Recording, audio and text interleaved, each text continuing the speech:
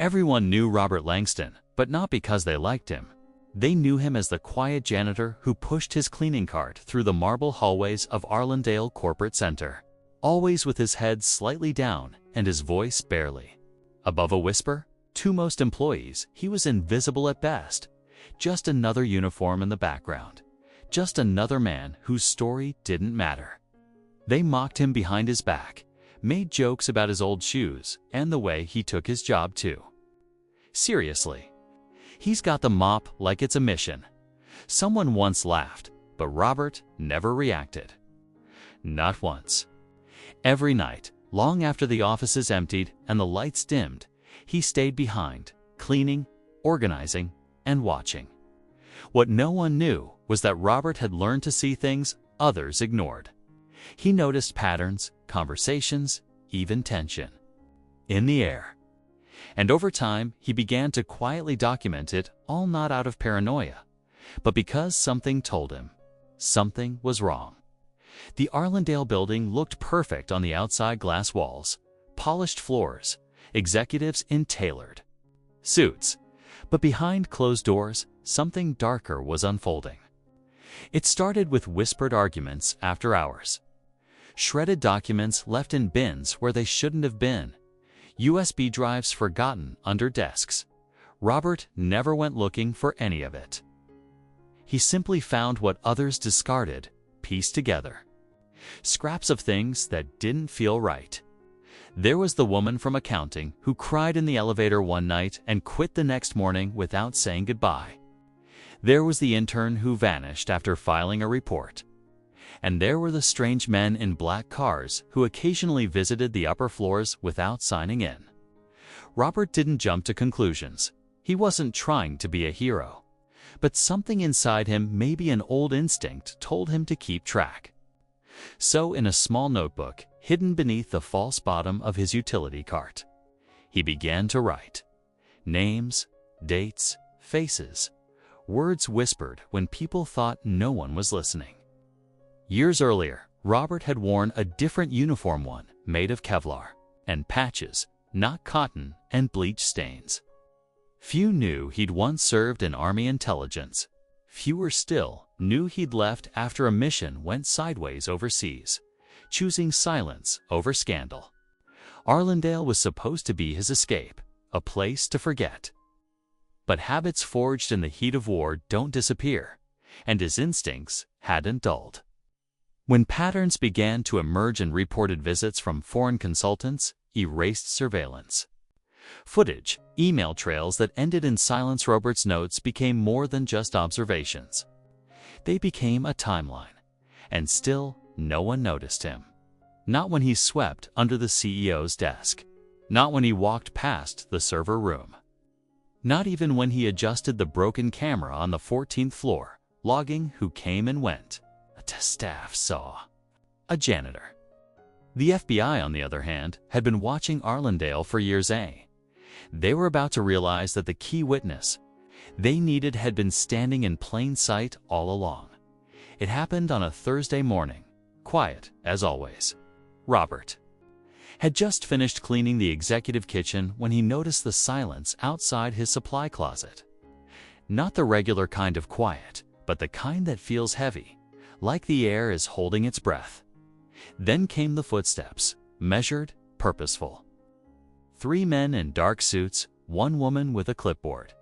FBI, they didn't ask for the CEO. They didn't ask for the head of security. They asked for him by name. Robert Langston, one agent said clearly, looking around the floor as confused employees peeked over cubicles. The laughter stopped. The mockery froze. For a moment, the office turned to glass. He's the janitor, someone muttered, but no one dared to laugh. Robert stepped forward slowly, wiping his hands on a rag. His expression was calm, unreadable. "We need to talk," the agent said, and Robert nodded. What came next would not only shatter the illusion of corporate innocence, it would expose a story buried beneath layers of lies, ambition, and betrayal. As he followed the agents through the halls he had cleaned for over a decade, Robert didn't look back. He didn't need to. For the first time, people were seeing him not just looking at him, but actually seeing him. Whispers followed. What's going on? Why the FBI? But Robert stayed silent. He knew the truth, and he knew that the moment to reveal it had finally come. In a quiet room on the 10th floor, the agents opened a laptop and showed him images security footage, flagged. Communications, financial records. "We think you've seen things others haven't," the lead agent said. Robert didn't smile. He just reached into his utility belt and removed a sealed envelope. Inside were 6 pages of handwritten notes and a flash drive. He placed it on the table like it was nothing but for the FBI. It was everything. And for the first time in years, Robert Langston, just the janitor, was no longer a joke. He was the missing link in a federal investigation, and this was only the beginning. Robert sat at the edge of a long metal table, the kind that looked more suited for interrogations than conversations.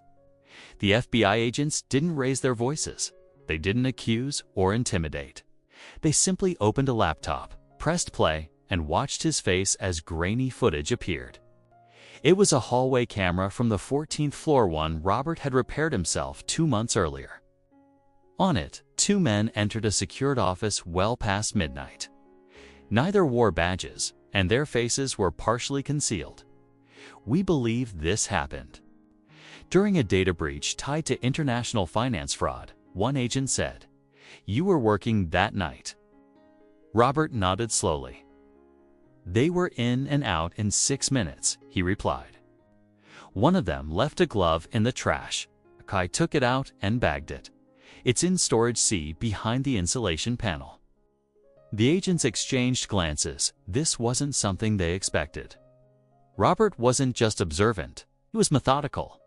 For years, while others typed reports, he'd been living one. And now, the pieces were coming together. The agents wanted more. They asked about employees who spent extra hours in the server room, who changed their parking habits, who had recently been sent on sabbaticals with vague explanations. Robert answered without notes. He remembered everything. The woman who suddenly stopped bringing her laptop to meetings. The man who requested the office closest to the fire escape. Even the janitorial cart he wasn't allowed to clean near the one stored in a locked closet by the CEO's assistant. The agents listened in silence. The entire time, Robert's demeanor never changed. He wasn't emotional. He wasn't angry. He was clear, precise. He knew that this moment wasn't about revenge or recognition. It was about doing the right thing before someone else got hurt. One of the agents finally leaned forward. "Mr. Langston, how long have you been collecting this?" Robert looked down for a moment, then met her eyes. "Since the day I found a shredded memo that mentioned a name I knew from my past life. That was 5 years ago." The name had triggered something in him. Dallymore. Back when Robert worked for Army intelligence, Dallymore was part of a corporate delegation involved in questionable contracts overseas.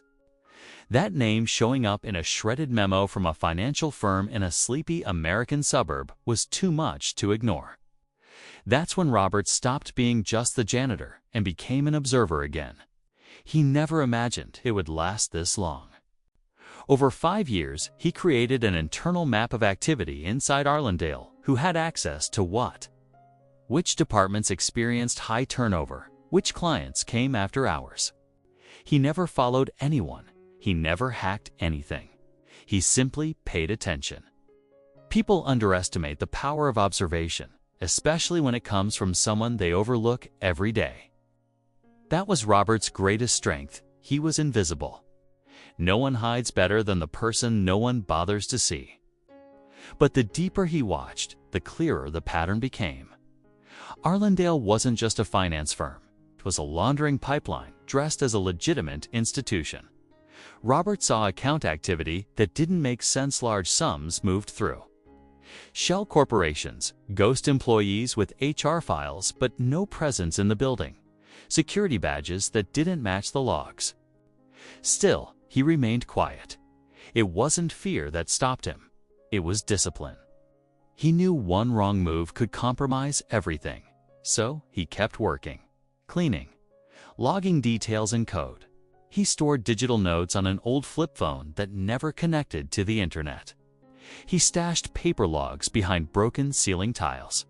He didn't even tell his family. To them, Robert was quiet, kind, tired. They didn't know he spent his nights not just scrubbing offices, but tracking corruption tied to people with real power. And now, finally, someone was listening. As the hours passed in the FBI room, Robert recounted incidents that had never made it to internal reports. Like the fire that broke out in a third floor server closet labeled an electrical issue, even though Robert distinctly remembered hearing a faint bang minutes before. He described how 2 months later, a company VP took a sudden leave of absence, only to be found living in Belize. The agents were stunned, not just by the depth of detail, but by the consistency.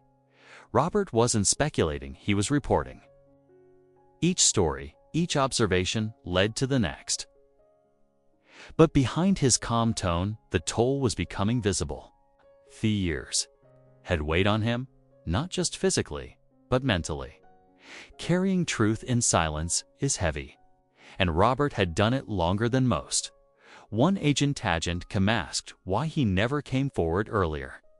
Robert paused, then said, "Because no one would have believed me. They laughed when I asked too many questions. They thought I was slow, harmless. That's the only reason I was able to see everything." He wasn't bitter. He spoke with clarity, not resentment. He understood the irony of it all. The very people who dismissed him had unknowingly protected his investigation by ignoring him, but something deeper lingered in his voice: regret. Because while he had gathered all this information, he hadn't been able to stop what was already in motion. The missing intern, the accountant who vanished, the ruined lives buried behind Arlandale's perfect facade. The agents knew now that they weren't starting an investigation. They were stepping into the middle of one led by a man who mopped floors but saw more clearly than anyone else in the building. 2 weeks after that meeting, the FBI returned to Arlandale. This time, they didn't come quietly. Armed with search warrants and a federal order, they seized computers, hard drives, and office files. Employees were stunned. Executives were silent. The CEO was escorted from the building, red-faced and trembling. But the biggest shock came when the agents walked into the janitor's closet. Robert's closet hand emerged with a small gray lockbox. Inside were years of notes, labeled and cross-referenced, along with USB drives secured in anti-static sleeves. Each drive corresponded to a case folder, and each folder was tied to financial records, surveillance logs, and names.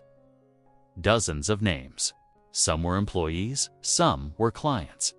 Some were government-connected. News broke within 24 hours. Corporate fraud scandal at Arlandale. The headlines read, "Whistleblower identified as janitor." It spread like wildfire.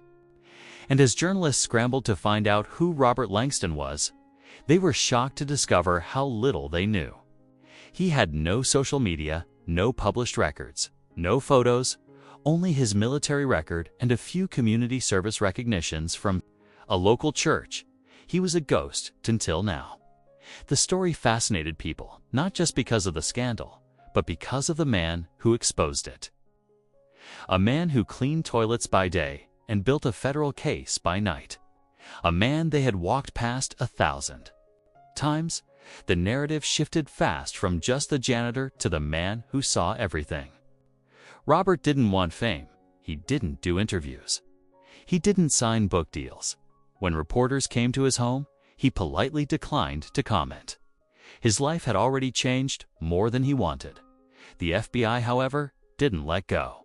They offered him a consulting role, one that wouldn't require him to go public, but would allow him to train analysts in behavioral patterns and unnoticed threats. He accepted. Not for glory, but because he believed it could help someone else. Someone like that intern who never came back, or that accountant who cried in the elevator. He wasn't trying to be a hero. He was trying to be useful. The only way he knew how, in the halls of the bureau, people began referring to him with quiet reverence. Langston's Law, they joked, referring to his ability to catch patterns others missed. Robert didn't laugh. He didn't correct them either. He simply went to work this time, not with a mop, but with a pen, a screen, and a sharp memory. And back at Arlandale, a new janitor took his place. Young, quiet, focused. Some employees joked about him too, just like they had with Robert. But a few looked at him differently now. They paused. They nodded. Maybe they'd learned something, or maybe not. But Robert had. He had learned that sometimes the most powerful stories are the ones no one bothers to hear, till the truth forces them to listen. Weeks passed after the FBI raid, but the ripple effects had only just begun. Arlandale's public image collapsed overnight. Multiple senior executives were indicted on charges ranging from financial fraud to obstruction of justice. Civil lawsuits followed. Shareholders vanished. Partners distanced themselves. But through all the chaos, one name kept surfacing: Robert Langston. Not as a criminal, not as a victim, but as the man who saw what no one else would dare to notice. His story became a strange symbol: vigilance, of hidden wisdom, of quiet justice. People began sharing their own stories of being overlooked, undervalued, underestimated. On forums, in classrooms, in boardrooms, the phrase "he was just" the janitor took on new meaning, no longer a dismissal, but a warning. A reminder, but Robert remained still, removed from the noise. He lived in a modest apartment on the city's east side, far from the corporate skyline he had once swept. Every night, he avoided television, didn't read the news, and politely declined the documentary pitches that kept arriving at his mailbox. When a small nonprofit mailed him a handwritten thank you letter on behalf of those who can't speak up, Robert read it carefully and tucked it inside an old Bible. He didn't seek validation. He never had. His only goal was truth. And now that it was out in the open, he found himself wrestling with a new, feeling quiet grief. Not for what was lost, but for how long it had been hidden. Because for every lie he uncovered, there were likely dozens he never saw. He didn't blame himself, but he couldn't help the ache. While Robert withdrew into solitude, the world around him kept reacting. Former Arlandale employees reached out, some to apologize, others to thank him. One letter stood out, a handwritten note from Alina, the young intern who had disappeared 3 years earlier. She hadn't vanished, she had fled. After uncovering suspicious discrepancies in account activity and facing subtle threats, she had left the country terrified. "I didn't know anyone else saw it," her letter read. "I thought I was alone. Thank you for watching." Robert read the letter 3 times, each time slower than the last. He folded it carefully and placed it with the others. Meanwhile, the Bureau formalized his consulting role. Began teaching a closed training unit how to read behavior in static environments, how to spot irregularity in the ordinary, how to detect silence, not as absence, but as presence. His classes weren't flashy. There were no slideshows, no dramatics, just observation, patterns, memory. Recruits called it Langston logic, the art of seeing what hides in plain sight. Robert never used the term himself. He just spoke calmly, plainly, like he always had. But slowly, something shifted. A young agent told him after class, "I used to ignore janitors, not anymore." And in that quiet admission, Robert found a small moment of peace. One afternoon, Robert took the long way home through the park where he used to walk during lunch breaks. There, on a worn bench beneath an old oak tree, he sat alone. For the first time in years, he wasn't hiding. He wasn't watching. He was simply resting. A boy passed by, maybe 12 or 13, wearing a backpack and dragging a skateboard. He stopped and stared. "Are you that janitor?" the boy asked. Robert looked at him and smiled softly. Used to be. The boy nodded, then asked something else. Were you scared? The question caught Robert off guard, not because he didn't have an answer, but because no one had asked it so simply. Yes, he said. Every day. But fear isn't what stops us. It's what we do when we're afraid that matters. The boy didn't say anything else. He just nodded again and walked away. But the moment stayed with Robert long after the boy had gone. Later that night, he opened one of his old notebooks. It was filled with pages of tightly packed handwriting, most of which had already been turned over to the authorities. But at the back, there was a blank page. He picked up a pen. For years, he had written to record facts, protect the truth, build a case. But now he began writing something different, a letter. Not to the bureau, not to the press, but to the invisible ones. The cleaners, the cafeteria workers, the receptionists, the people who are seen but never noticed. Pay attention, he wrote. Not to be suspicious, but to be aware. You see, more than you think. And sometimes what you see is enough to change everything. Months passed. Trials began. Executives pleaded guilty, one after another. The case became a reference point in universities and corporate trainings. Stayed out of it. The world moved fast, and he preferred the quiet pace of the margins. He still visited the bureau once a week, still offered quiet observations, still drank black coffee from a paper cup in the corner of the conference room. He never asked for more. But his presence became a kind of compass for those around him. When agents debated complicated cases, someone would often say, "Let's ask Robert." And when he answered, it was never with drama, just clarity. Precision. Truth. One morning, a senior bureau official approached him after a session. You know, Langston, you could write a book. You could teach full-time. Robert shook his head. Books are read by people looking for stories.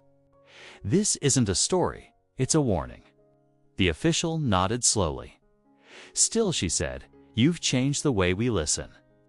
That night, Robert walked home in the rain. He didn't rush. He felt no need to hurry. The world had started.